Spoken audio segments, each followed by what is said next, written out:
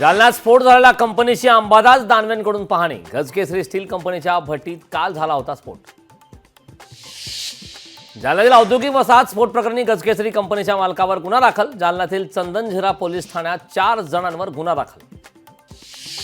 रत्नागिरी जिल्ह्यात 4 सप्टेंबरपर्यंत मनाई आदेश। कायदा आणि सुव्यवस्था अबाधित राखण्यासाठी प्रतिबंधात्मक आदेश जारी।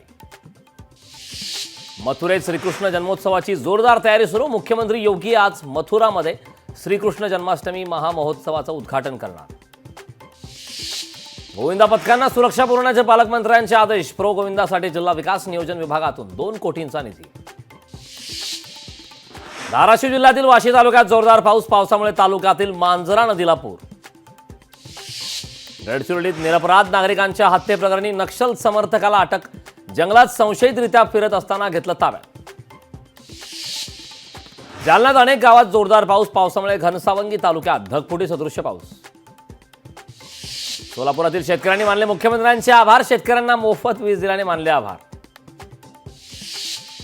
मूर्ती शाळेतून बाप्पा मंडपात विराजमान होण्यासाठी रवाना। बाप्पांच्या पहिल्या दर्शनासाठी भाविकांची रस्त्याच्या दुतर्फा गर्दी।